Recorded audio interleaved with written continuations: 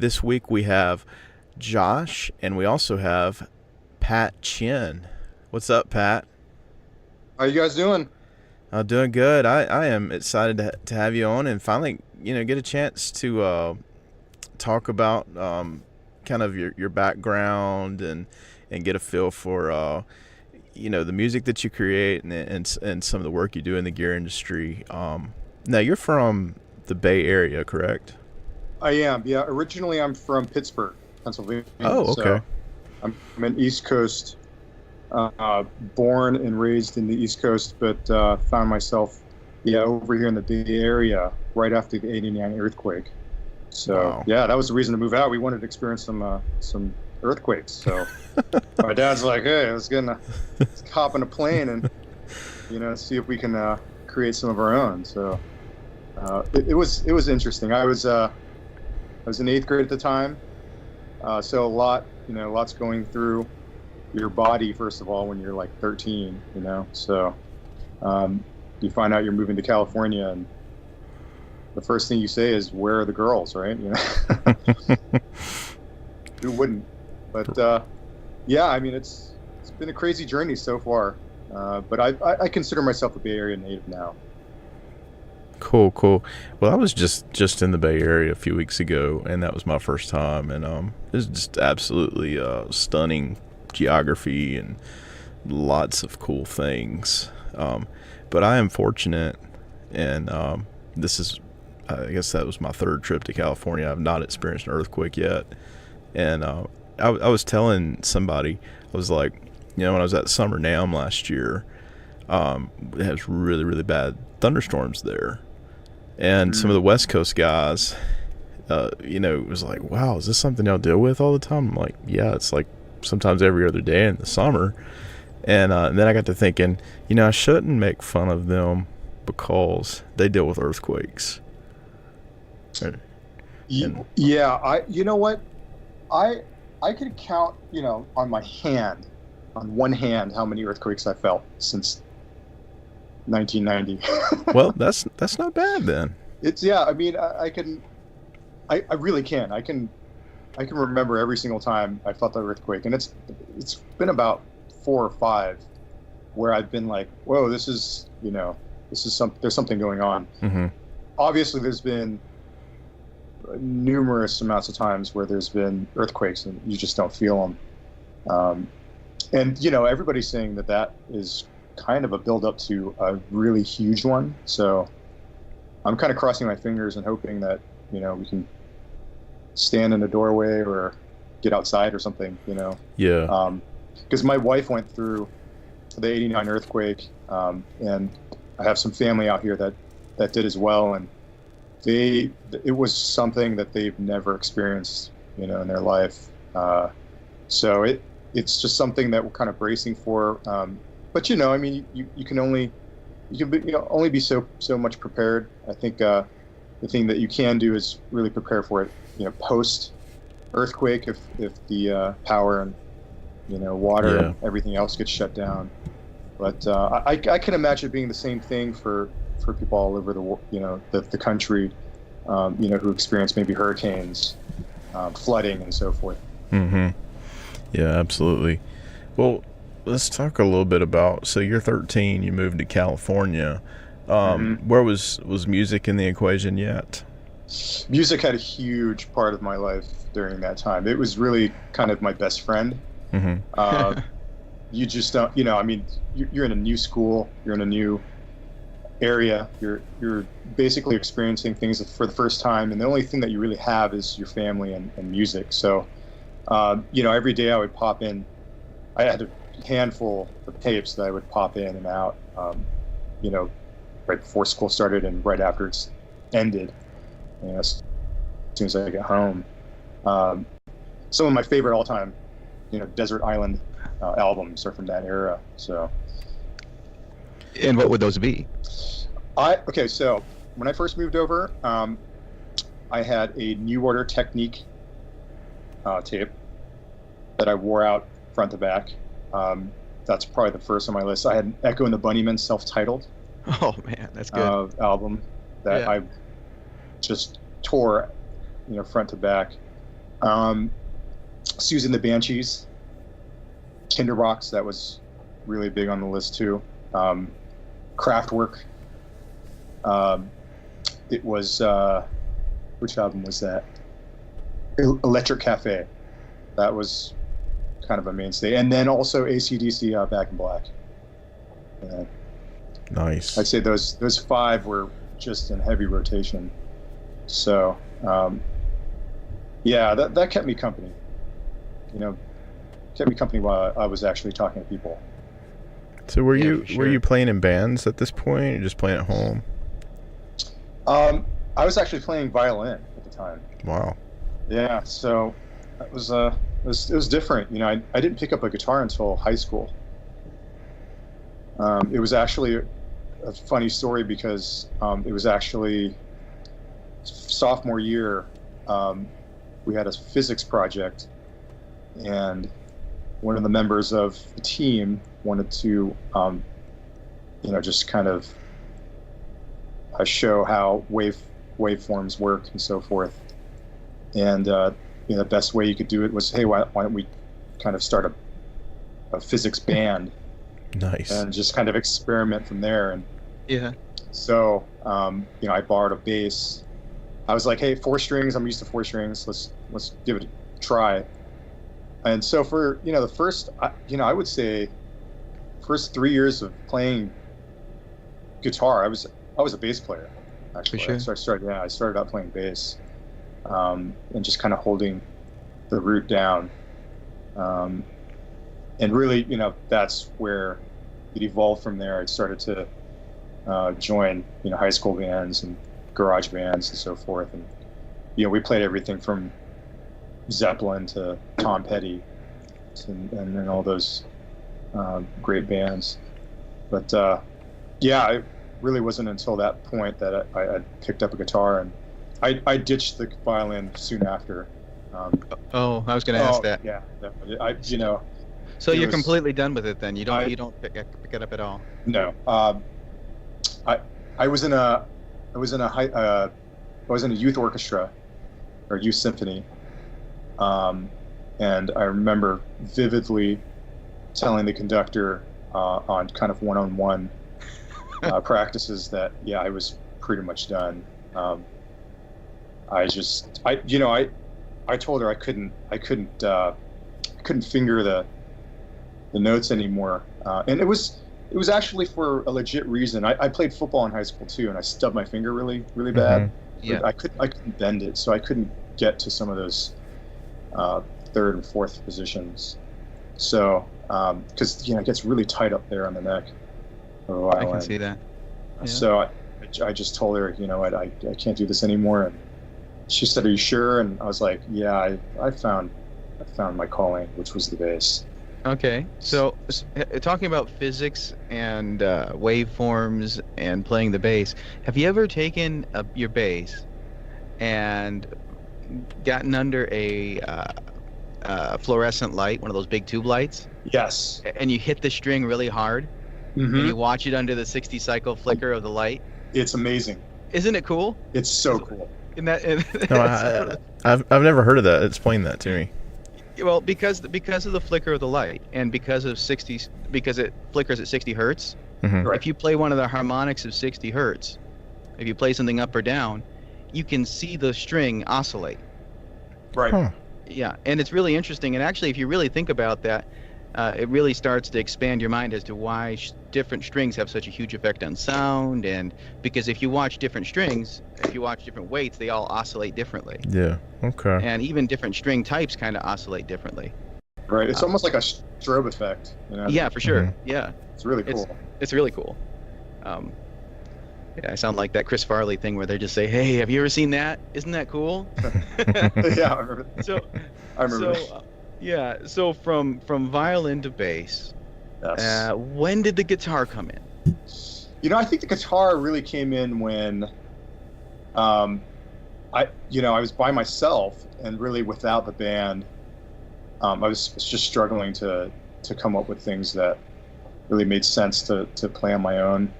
And a lot of the music I was listening to at the time, Hendrix, Zeppelin, very just guitar driven.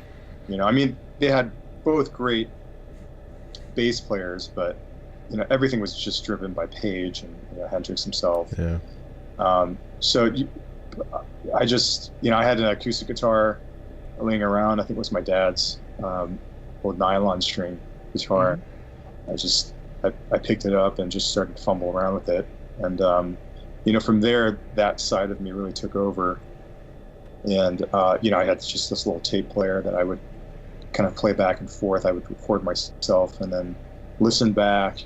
And, it just kind of happened. I would do this every day. I would just sit in my room and play and record it and play it back. And then from there, I just started to form, just out of my own curiosity and creativity, just started to write. And so that really freed me up from thinking that guitar was just a 4-string instrument, and really expanded into those other octaves, the higher octaves. And my love for it just took off from there. Oh, for sure. Okay. And what year was this, you would say? I would say this is 92. Okay. Yeah, Wow. so That makes perfect sense. It does, right? Yeah. And so did you ever really get into the grunge thing? Or it sounds like you really were more into, the cool music. Right. You mean the good stuff, right? The good stuff, the interesting stuff where a lot of that period of time that you're looking at, that which I'm really starting to get into, that late new wave, early new wave into the rock, into the kind of late 80s and 90s rock. The songwriting was almost like standards. They really took a lot from like Tim Panelli and from classic country, as opposed to the time before. The one thing that really lacks in Led Zeppelin and the rock that a lot of the 60s and 70s had that influenced grunge was the songwriting. Right. It was really weak. Like Led Zeppelin, great musicians, terrible songwriting. Right. No, absolutely. No, I agree with you 100%. You take someone like the Smiths, who are one of my favorite bands. Yeah. And you look at and you listen to what Johnny Marr is doing on the guitar, melodically, it is so much more complex than what was going on right before that. All the hair bands, all those bands that came out of the 70s. It is very formulaic what they did. I love it just because I'm a Stones guy. I love the Stones. No, me Give too. me the Stones or Beatles. I'm gonna pick the Stones every time. I'm sorry. Yeah. I get some cringes when I tell that to people, but for me, I'm a Stones guy. I love the simplicity of it. But yeah, like you said, a lot of it is formulaic, and a lot of it does come from just a very basic form. And I think that's the draw is for me too. I love simplistic music, but I also love, I come from someone who, kind of grew up playing classical and orchestral music. For sure. So I understand all of the time changes and the time signature changes and, even key changes that are involved in classical music. So you could say that music has dumbed down quite a bit from over the centuries. But kind of. I kind of disagree a little bit, because musicianship most definitely has not dumbed down. I agree with that. Yes. And at the same time, I think the span and scope of music is quite a lot larger than it used to be. That was. And you can find stuff today that is so much more complex and really fits. It really fits its audience more. And so it's dumbed down in the pop side, but that's because there's a bigger pipe, and people find their own little narrow tributaries on that pipe, right? Yeah, absolutely. And there's also, there's just so many ways of getting music these days, just with all the streaming. I mean, it's accessible. Yeah. Music has never been so accessible in all its history. And so, like, for me, that's really exciting because, I can put out music and it can be heard across the world. Not that it is, but it can, and there's that possibility. Yeah. So where did you go from there? Like this stage where you start writing. Like what's beginning to happen? I think what's beginning to happen at that moment is I actually kind of pause on the songwriting, and this is really funny because at this point, kind of towards the end of high school, I started to get into jazz. Hmm. A lot of my friends at the time were in jazz band. They played trumpet. One of my really good friends plays keyboard. Drummers and so forth. I never got into really guitar, jazz guitar, per se, but I started to get into it as a bass player. I kind of went back. I kind of reverted back from 6 strings down to 4 strings again. So I was listening to a lot of jazz at that time, and that kind of got me into fusion. I started to get into Tony Williams, and Tony Williams, his Emergency album is one of my all-time favorite albums, with John McLaughlin on guitar. And from there it went to like Mahavishnu Orchestra, and started to explore Miles Davis and his influence on fusion. And there it blossomed. Freddie Hubbard, Joe Henderson. I started to listen to all these guys, and it just something started to click with me, when it came to jazz. And I think, as you're maturing from someone in high school, going into college, you kind of want to experience something that's a little more thought-provoking, and just something a little more complex, because life starts to get complex. You leave your parents, you're in a new environment again, and your thoughts are, I don't want to say betraying you, but your thoughts start to expand, and the world around you starts to expand. So musically, I wanted to do the same thing. So you had mentioned something the other day about you did like one of those 10 album challenges, I believe.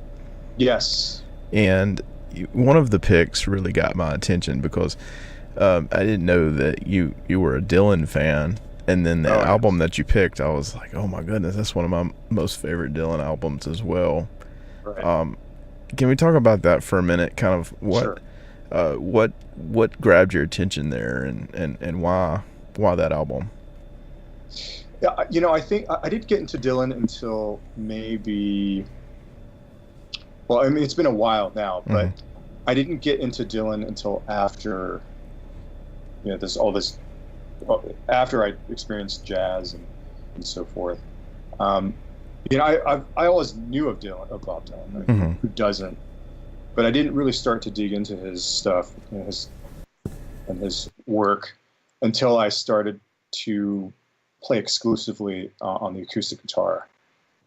So after my whole jazz period, which kind of, I went back to bass, I actually just kind of jumped right into acoustic guitar, which never really went away. It was always an instrument I would pick up when I was kind of alone. But, I started to really develop an ear for folk music. And, Bob Dylan is the first person that I could think of to start to explore. Yeah. And then, he opened the door to everything else, like Woody Guthrie and all of his favorites. So what was the name of the album? Free Willin' Bob Dylan. Oh yeah, that is the man. Yeah. And you know what's interesting? What we hear, like people have even, I think you might be a couple years older than us, Pat, but what we hear in Bob Dylan when we were growing up, we hear the scratchy voiced guy that was supposed to be great, and then we go back through and we hear all these different periods where he was constantly changing himself. Yeah, he was. But the first couple albums, Freewheeling and the other ones,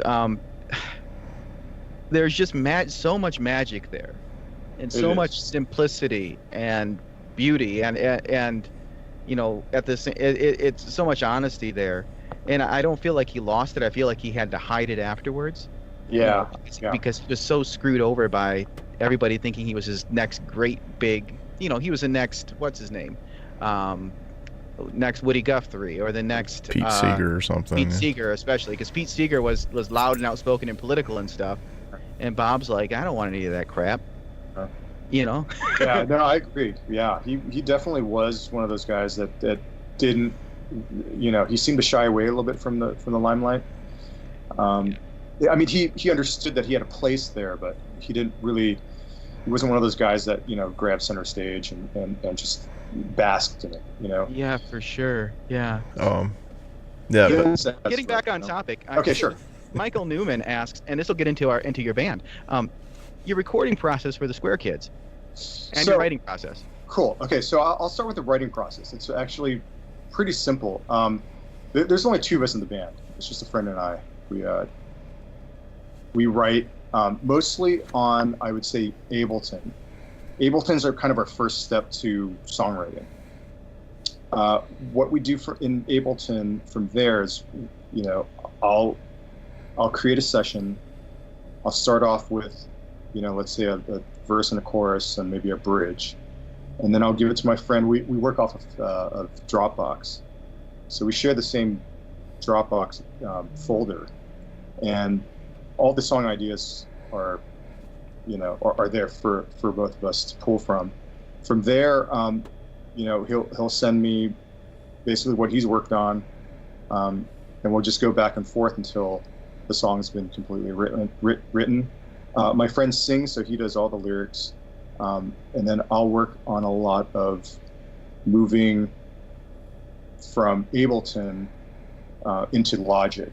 So from Ableton, we'll create all of our soft synths and kind of the structure of the song, and then we'll move it into Logic to do all the vocals, any guitars that need to be tracked, bass, and then any hardware synths.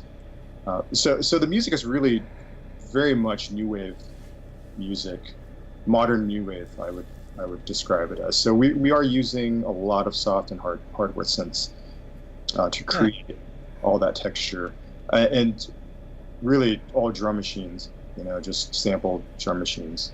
Yeah. And so, yeah, that's basically what we do. It's just us two. And for our first EP, I have a friend who has a studio, and he's been really focusing on mixing. So he's been mixing our albums, and I've been trying to get home studio kind of prepared to do some preliminary mixing myself. So I've been getting into some mixing for myself. I have a Black Lion 8-channel sum mixer where I'm able to get all that a little more separation than in the box, and just straight up in Logic. But yeah, from there, I have various synths and hardware synths. I have a Kemper that I'm using for all my guitar tones. Yeah, I don't. There's a reason I don't have a mic on me, because I don't use a mic. I mean, I have a fat head in the closet, but I really haven't used it in a few years. Because the stuff is new wave. Guitars are really kind of secondary. Got to be super clean, yeah. Yeah, they just, it's not guitar-driven music. So it's really a departure from what I kind of grew up playing. All this garage bandish kind of music, very, very guitar-driven. But I'm almost going back to when I was 13 years old, and really tying in with the music I was listening to then, which is new wave. Now I saw you made a post about you were setting up a pedal board rig for your keyboards.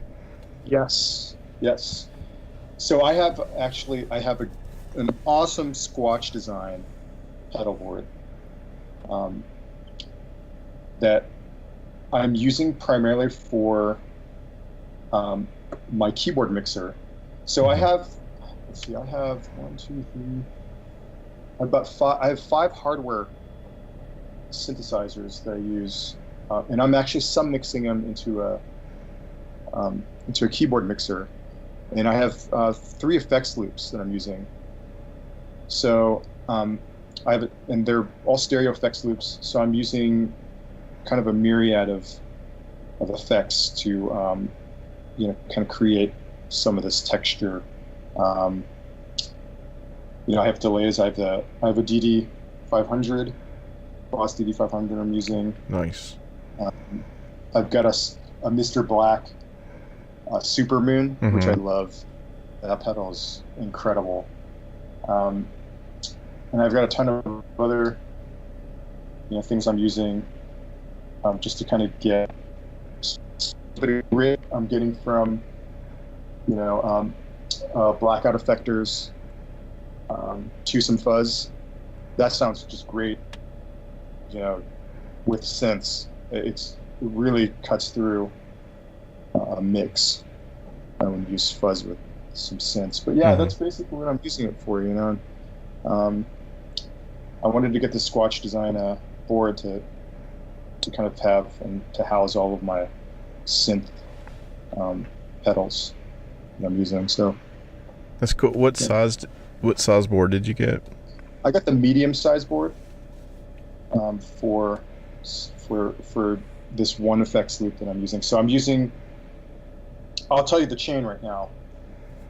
It actually, when you're going out of the effects loop, it's mono, and that goes straight into a way huge pork loin, which is kind of it's a soft clipping overdrive. So that's giving me a little bit of saturation.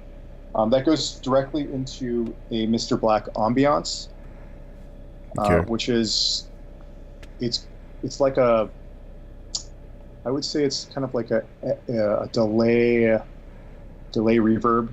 It's got a set delay and a reverb. Well, you can basically give it more. You can have more trails, and then you can also have there's parameters to do the delay time. But I use it. It sounds great as a chorus, if you can imagine. It's set to a really fast delay, and mix all the way up. It sounds great. I should isolate that out and play it for you guys. It's a great chorus, but I'm using it more as a chorus. That is going straight into a Boss PS2, which is a pitch shifter / delay.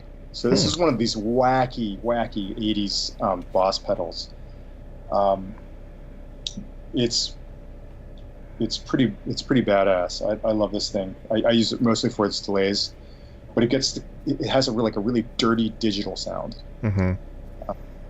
So from there, that's going into a let's see, what is it? It's an Ibanez DL. I can't read it. It's too. I'm getting old, guys. I have to go to my.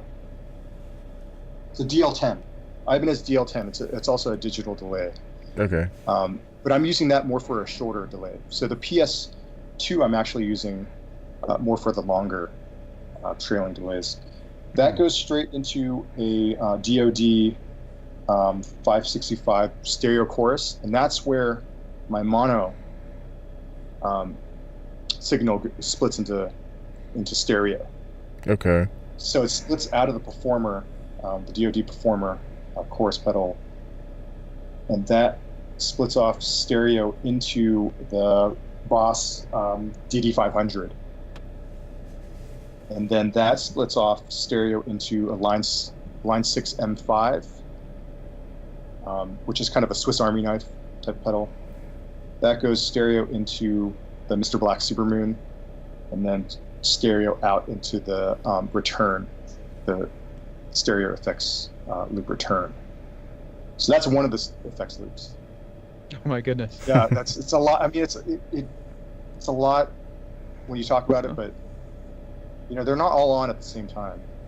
For sure. So do you control those with your feet when you play live, or are you mainly doing this for recording purposes, or?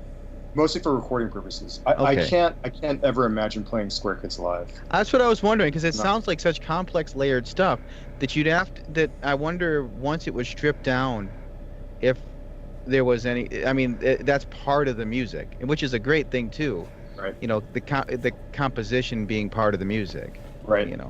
Yeah, this is not a live band. No, that's interesting. There's two of us. We're just writing and putting it out. Are you guys close enough that you meet in person, or do you pretty much strictly do it over Dropbox? We do it over Dropbox, but my friend used to live about 2 miles away. Now he lives about 5 miles away. So I've actually talked with Nick a little bit about doing something like this before too, but so you guys are actually using Ableton to make everything pretty much, right? Yeah. After maybe adding those gritty synths and stuff. Right. Yeah. Even Logic is part of that equation too. We share everything. We share all Logic sessions. Wow. Well. So yeah, there's kind of two parts to it. Actually, there's three parts because we've actually gone to Pro Tools to mix. We might ditch Logic altogether, but I haven't learned Pro Tools enough to be able to do that since I'm coming from learning Logic more as my DAW to record things and so forth. So it seems like everybody's using Logic more and more anyways. Yeah, it really does. Yeah. So if somebody was just getting started with something like that, would you recommend them just going out and buying one of those big software pieces, or because I was looking at prices for that while Clifton was jabbering on and on, and that was a joke, Clifton. And it seems like it's pretty expensive to get into. Yeah, it is. What I would recommend is if you're going to stay kind of electronic, if you're doing electronic music or DJing and so forth, I try to pick up like Ableton Lite to kind of mess around with. There's also, there's some free DAWs out there. I mean, this GarageBand is free DAW. Yeah. Yeah. It's pretty much a stripped down Logic anyway. Cakewalk is actually free, I believe now. Really? Okay. Yeah, Cakewalk, who Gibson used to own, was just purchased by BandLab. And I think they've made it free, if I'm not mistaken. So the only thing about Cakewalk is they don't have a Mac version yet. So they're PC based. Oh. Yeah. So not yet. I am assuming that they're gonna, cross the platform over into the Mac world. But there's a lot of free DAWs out there. But Pro Tools is, it's the standard for a reason. Mm-hmm. There's a lot of, it doesn't really get much better than Pro Tools. Just the integration, their engine is really superior, even to Logic's. Yeah, I mean, Logic as a songwriting tool is great, but I've heard mixes from Logic sessions and Pro Tools sessions, and the same songs, and Pro Tools has more depth to it. Interesting. I don't know what's going on. I'm assuming it's just the engine that their platform is written on. Huh. But yeah, to me it sounds bigger. Well, okay. Talking about your recording, what would be like the Desert Island home recording rig? You think, in your opinion? For me, I think if because things are getting so, if you're not doing drums, okay, let's say you're at home and you just kind of want to record yourself. There's a lot of companies like UA, Universal Audio. Mm-hmm. There's Apogee as well. Those companies put out, like a Duet, which is basically a 2-channel recording interface. That has mic preamps built into it. I would look at something like that just to start out with. You have a great mic pre, and you have great A to D conversion and D to A conversion, for that matter. I would invest in that, just to get yourself into the ballpark of getting an interface that's going to sound great right out of the box. From there, I would actually start to look at some plugins to really put some money into. I think that's kind of the next step. Okay. Interesting. That's really not what I expected, because it's interesting. The little bit that I didn't listen nearly enough, and I will this week, to your stuff. It still sounds pretty organic for being all recorded that way. I would have never taken it for everything going direct in like that. Yeah, it's what mix can do, and mixing through. I believe we had 24 channels of some mixing, so it's basically like going through a console. The sum mixing, there's a whole art form in mixing. You can take something that's been recorded in the box and make it come alive. Putting it through a console, through analog gear. It really comes to life. You can feel the depth, and there's actually a really great. I would recommend looking up a great tutorial by Bob Power. Bob Power is a mixing engineer who's done work for Michel and Digicello, Tribe Called Quest, and a number of these bands, these great kind of hip hop bands. He's on this panel in this forum where he's just kind of going through a song of what he's done, and he breaks it down like so beautifully, exactly what mixing does and what it can do to a song. I'll look it up. I'll definitely find it and send it to Clifton so that he can kind of put it up there. But yeah, that'd be awesome. I think everybody should watch it. It's like 45 minutes of him just going through a song, and you just I'll kind of tell you just this one thing that really resonated with me and stuck with me through that whole thing was, he described how he uses delay, and he broke it down into basically saying delay. If you use delay correctly, and you want to create space in a mix, he says you ever hear something that goes further and further away, it gets just more muted and more muted. Mm-hmm. And so he's like, analog delay does that.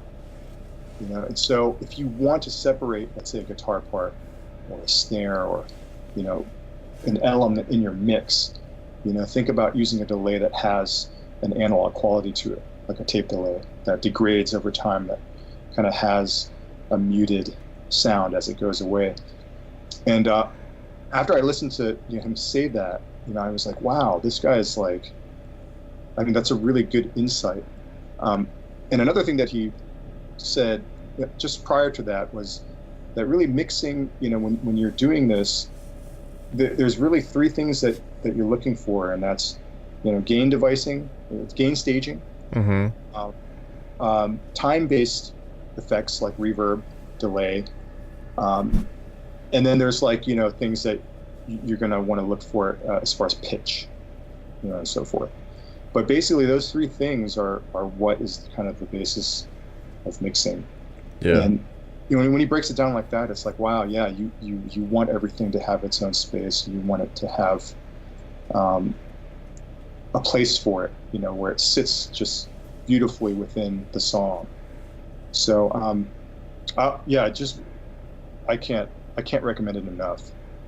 And yeah, we'll definitely give you definitely give you the link. That's awesome. So I see a lot of guys, and it seems like kind of the standard home recording rig that a lot of guys are using are really subpar when it comes to the preamps and the mm-hmm. quality of the analog to digital conversion. That seems to be the big hurdle, even in the price points on the market. Yeah, it's very expensive. Mm-hmm.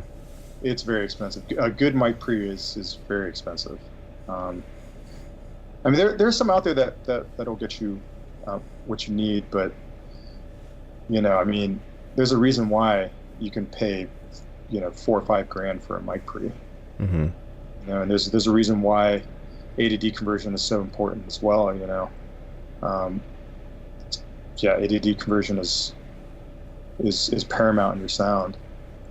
It's I think Apogee and UA do a really good job of implementing analog to digital conversion in the box. But yeah, there's other companies out there that have great A to D conversion, but it's really nice.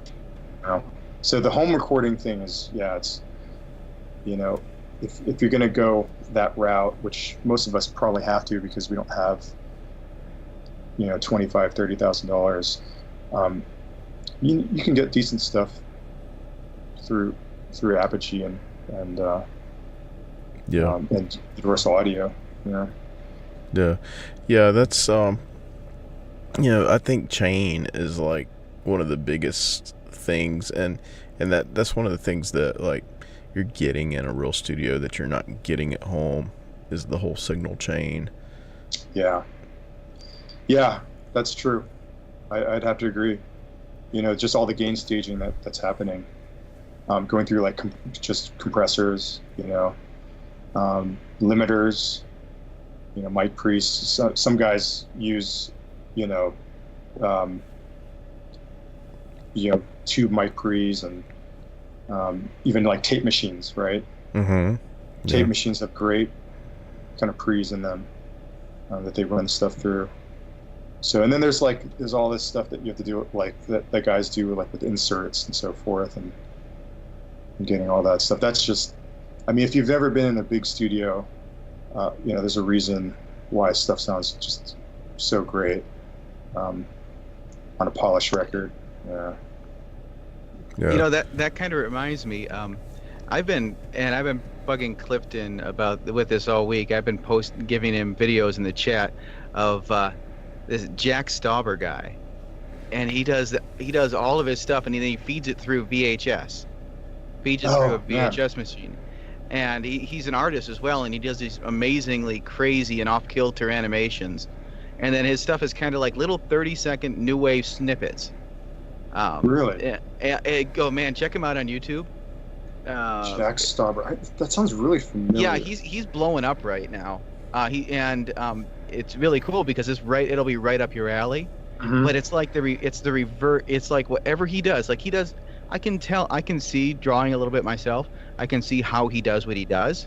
But when he runs it through the VHS machine, he runs that and the audio through the VHS machine. Then it warms up the audio, and it hypersaturates the drawing, and then it does this stuff. That's so cool. It does stuff the audio too, right? Yeah, it warms up the audio, and it adds a little bit of that natural tape chorus, Yeah.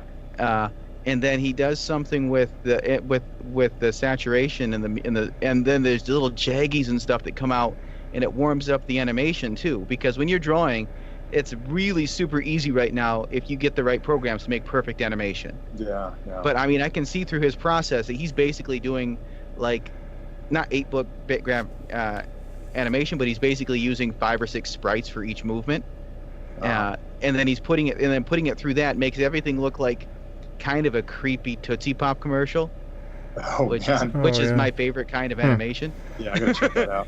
Yeah, so go check that out. And Jack Stauber.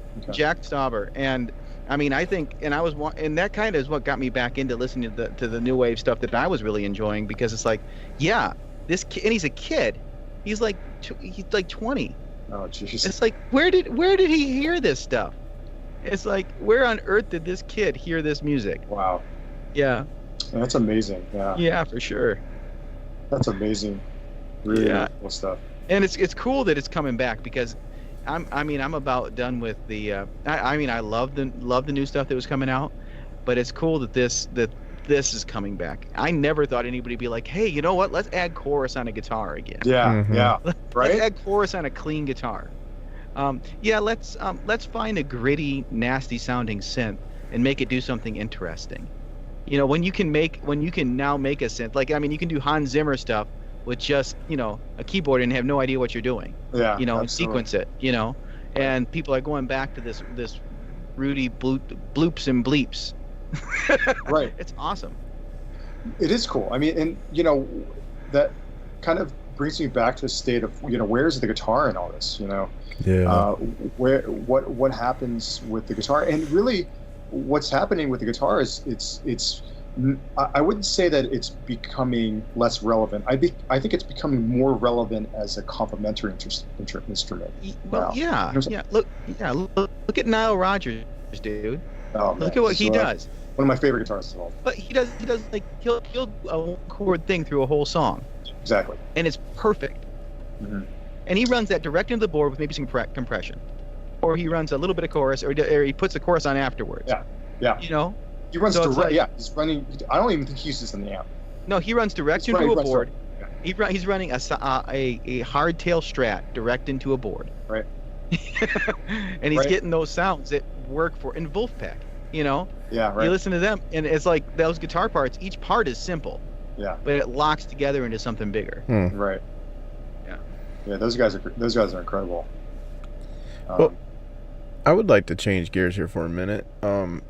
You were telling me back at NAOM when we met about about a design you were working on. Are we at liberty to talk about that? Yeah, absolutely. Right. Yes. So I'm actually launching a company very soon called Collaboration Devices, and really what I wanted to focus on for the company was put out stuff that I love that I haven't seen before. Mm-hmm. And so for myself, I don't design. I don't design pedals. I don't design gear. But I know how to market. That's kind of where my background is in the gear industry, is marketing. So for myself, like I needed to find the other two missing parts of my company, which was basically where am I going to get designs and how am I going to manufacture the stuff, right? Because I can handle all the other stuff, all the business stuff. I can handle. I can handle all the marketing, the fulfillment. I can handle as well in low quantities, low batches. So one of the first things I did was I called Peter Bregman, who works with Chase Bliss Audio. Okay. Immediately I was drawn to him, and I was like, hey, Peter, I'm thinking about maybe putting out a compressor that also has a gain stage that you can turn on and off, so you can have add a little bit of saturation to your chain. And he immediately said, why don't we do an SSL and a pedal, SSL compression and a pedal. And I was like, that's it. Let's do it. Your classic VCA compressor with the VU meter and everything. So I was sold on it, and I guess my spin on it would have been just adding that saturation, that gain stage to it. So that's basically my first pedal.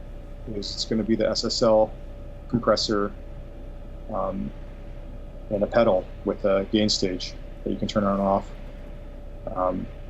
And from there, I'm probably going to build more have Peter build more pedals. But I'm expecting to launch that hopefully by the end of summer, somewhere around there. Nice. Yeah.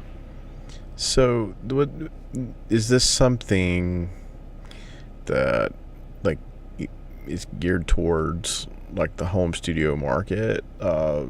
Hey, I've got this keyboard rig. I'm gonna throw this on here in my signal chain, or what's kind of the target there? The target is for any musician, really. Okay. I'm not looking to. I'm not looking to say that this is a pedal just for this person. I could see this on bass. I could see this on keyboards. Definitely guitarists will love this pedal. And I personally want to go and try this as an insert on a snare, myself.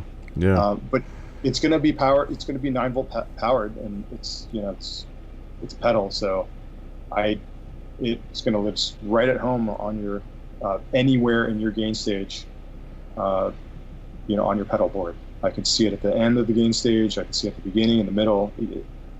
This thing is, it's great. I have the second to the last prototype right now, and I'm really excited about it. I hope everybody else is when it comes out.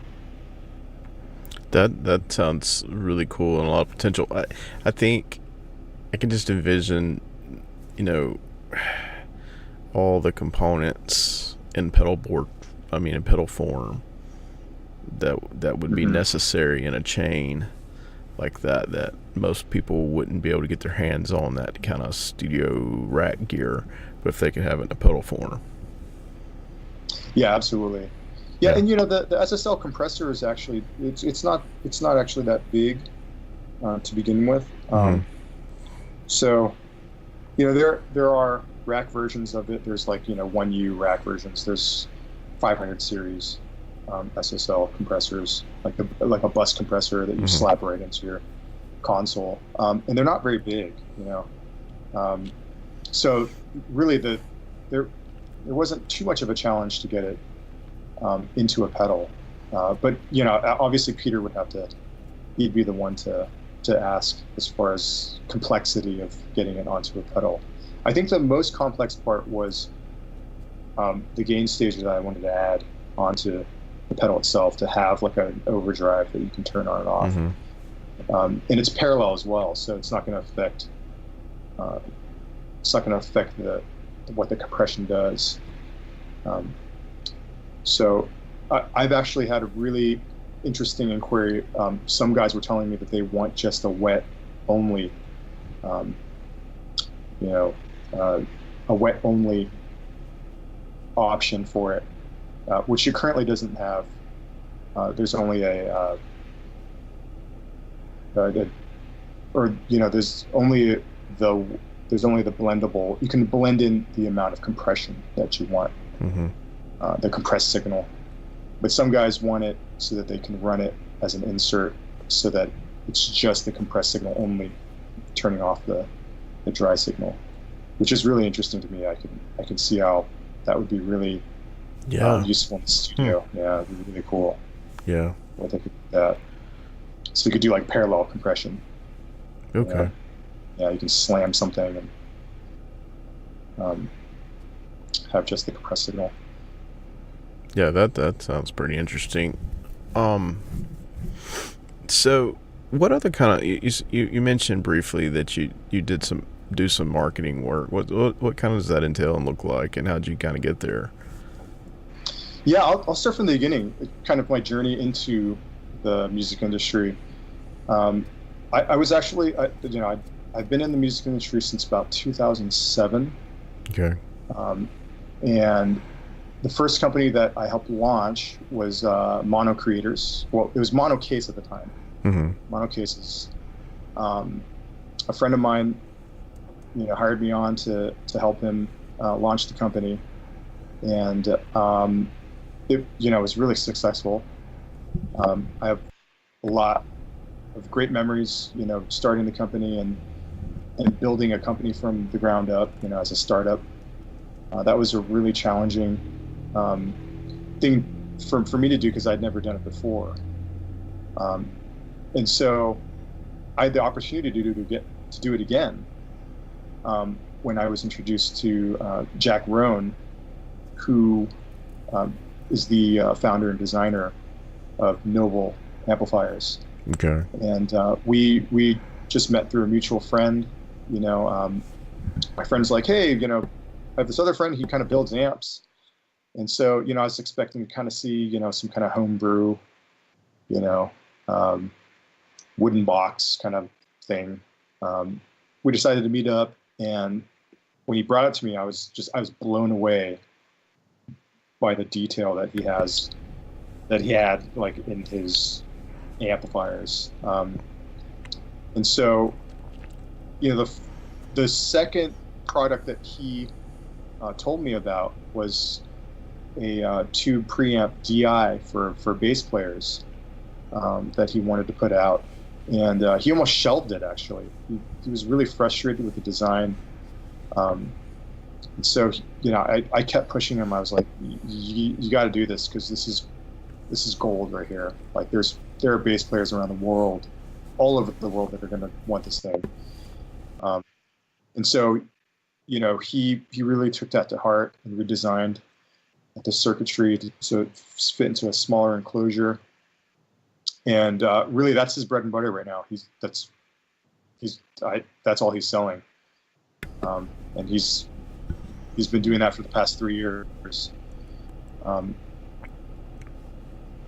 Great that I've been with him this long, and continue to really help him with seeing the vision of his company evolve into this kind of standard now. He's an industry standard, the Noble preamp DI. Mm-hmm. Yeah. So you got into this at around 2007 or whatever, and was it something that you had a background in marketing? Not at all, actually. Okay. Just really interesting. Before that, I was actually working for Kaiser Permanente. So I was in the healthcare industry. Interesting. But I studied product design in college. So there's 3 completely different things that I studied for, ended up doing, and then quit to start something else. Mm-hmm. Really, the marketing portion of my career didn't really happen until I kind of got into launching, mono.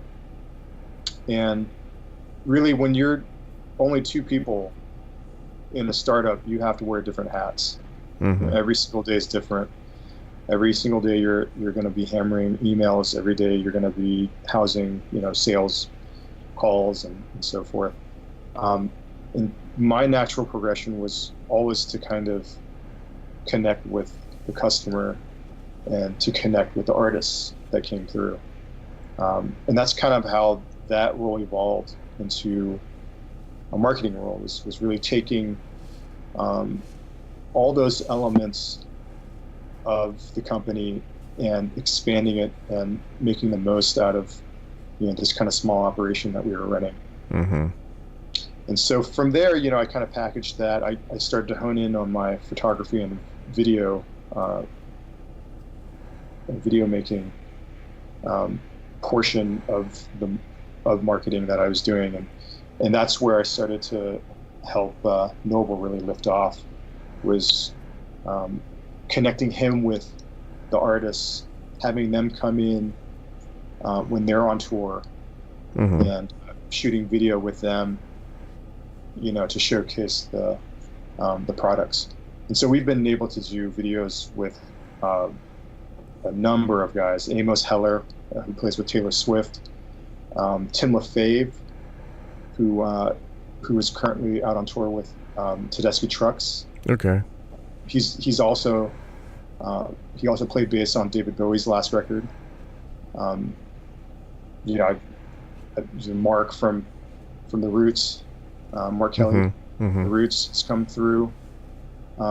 Just a host of guys. Sean Hurley from he played with Vertical Horizon and John Mayer. So all these guys are they're like world renowned. It's funny you mentioned Wolfpack, because Joe Dart also is one of those guys that the bass player from Wolfpack who has a unit right now, and we're probably going to meet up with him as well to do a video in the future. But these guys, these are some of the best bass players in the world, and so I've been able to make connections through them, and really Jack also has, for Jack, he's a guy that, he's a designer, and he's a electrical engineer by nature. So, for him, he, not having contact with people is okay with him. He could just build all day. Mm-hmm. Mm-hmm. But, being a business owner, he's really had to take on a lot of, the face of the company. And that's what I wanted to do with Jack, you know, all this time, I was like, Noble, you need to be Noble, man. You need to put yourself out there. We're going to do a session where I take portraits of you. You know, your face is going to be on there, you know. And he started to own it. He started to see that vision of, you know, hey, this is my company now. You know, I'm not working for someone. This is my thing. And so with collaboration devices, that's really what I wanted to do for myself. You know, because I've been kind of the guy behind the guy two times now. And for myself, you know, I kind of want a piece of it too. So we'll see how it goes. Being part of these two companies, you know, I kind of wanted my own thing. And I wanted to see how that goes, to start my own company and really, you know, do my own thing and see how it goes. Awesome. Well, I'm looking forward to seeing that come out, and that sounds very interesting.